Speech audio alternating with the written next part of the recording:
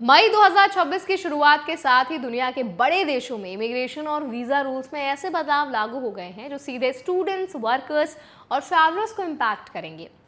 आज इस वीडियो में हम समझेंगे यूनाइटेड स्टेट्स में असाइलम और वीजा बुलेटिन के नए रूल्स, कनाडा के अपकमिंग चेंजेस, यूके की फीस हाइक, ऑस्ट्रेलिया की प्रोसेसिंग प्रायोरिटीज, यूरोप के डिजिटल बॉर्डर सिस्टम और मिडिल ईस्ट के एंट्री रेस्ट्रिक्शंस। साथ ही ये भी कि इन सब का असर इंडियंस पर कैसे पड़ेगा और आपको किन बातों का खास ध्यान रखना है।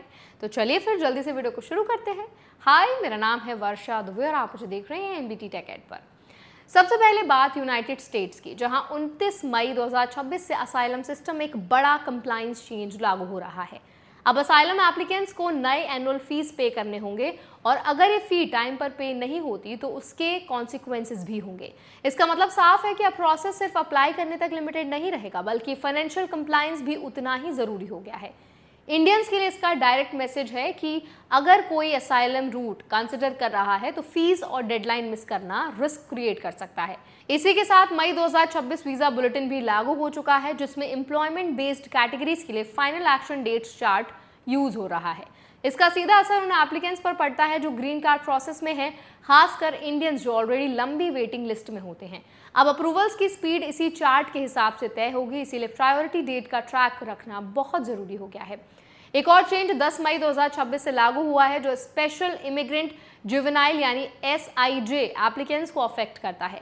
अब नए पेटिशंस के साथ ऑटोमेटिक डेफर्ड एक्शन नहीं मिलेगा।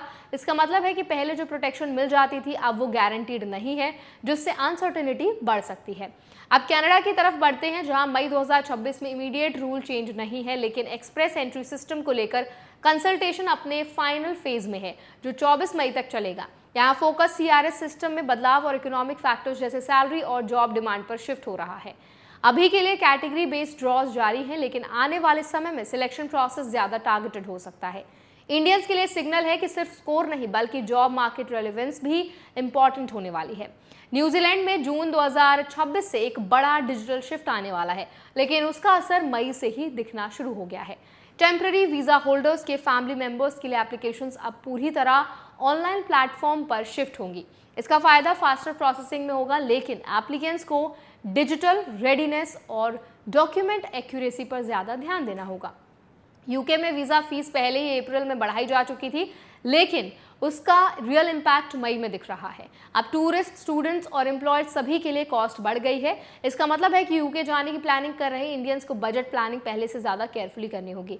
ऑस्ट्रेलिया में मई 2026 में student visa processing ministerial direction 115 के तहत 3 टीयर्स में प्रायोरिटाइज हो रही है। इसका सीधा असर प्रोसेसिंग टाइम पर पड़ता है, यानी हर एप्लीकेशन इक्वल स्पीड से प्रोसेस नहीं होगी। स्किल्ड माइग्रेशन पर फोकस अभी भी जारी है, जिससे क्लियर है कि ऑस्ट्रेलिया क्वालिटी बेस्ड इनटेक पर काम कर रहा है। सऊदी अरेबिया में हज सीजन के दौरान एंट्री रूल्स काफी स्ट्रिक्ट हो गए हैं। विजिट वीजा होल्डर्स को मक्का में एंट्री या स्टे की अनुमति नहीं है और उम्रा वीजास को हज सीजन में एक्सटेंड नहीं किया जा सकता। इसका मतलब है कि ट्रैवल प्लानिंग करते समय वीजा टाइप और टाइमिंग दोनों बहुत इंपॉर्टेंट है। यूएई में एक पॉजिटिव चेंज आया है, जहां दुबई में प्रॉपर्टी लिंक्ड रेजिडेंसी के लिए मिनिमम इन्वेस्टमेंट रिक्वायरमेंट को ईज किया गया है। इससे फॉरेन इन्वेस्टर्स इंक्लूडिंग इंडियंस के लिए रेजिडेंसी लेना थोड़ा आसान हो सकता है। हालांकि लॉन्ग टर्म ऑप्शंस जैसे गोल्डन वीजा में कोई बदलाव नहीं हुआ है। अब बात यूरोप की, जहां एंट्री एग्जिट सिस्टम यानी EES पूरी तरह लागू हो चुका है। अब पासपोर्ट स्टैंपिंग की जगह बायोमेट्रिक डेटा जैसे फिंगरप्रिंट्स और फेशियल इमेजेस रिकॉर्ड किए जाएंगे।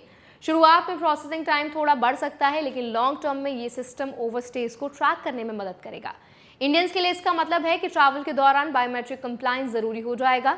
अगर ओवरऑल देखा जाए तो मई 2026 के चेंजेस एक क्लियर पैटर्न दिखाते हैं। हर कंट्री इमिग्रेशन को ज्यादा कंट्रोल्ड, डिजिटल और कंप्लायंस ड्रिवन बना रही है। इंडियंस के लिए सबसे जरूरी बात यह है कि हर स्टेप पर डॉक्यूमेंटेशन, डेडलाइंस और एलिजिबिलिटी रूल्स को क्लियरली समझें। कोई भी छोटा लैप्स, चाहे फीस मिस हो, रॉन्ग कैटेगरी अप्लाई हो या इनकम्प्लीट डॉक्यूमेंट, सीधे डिले या रिजेक्शन में बदल सकता है। तो आई होप ये वीडियो आपके लिए हेल्पफुल रहा होगा। अगर वीडियो आपको पसंद आया तो उसको लाइक करें, शेयर करें। ऐसे और अपडेट्स के लिए, वीडियोस के लिए, इन्फॉर्मेशन के लिए हमारे चैनल एनबीटी टेक एड को भी जरूर सब्सक्राइब करें।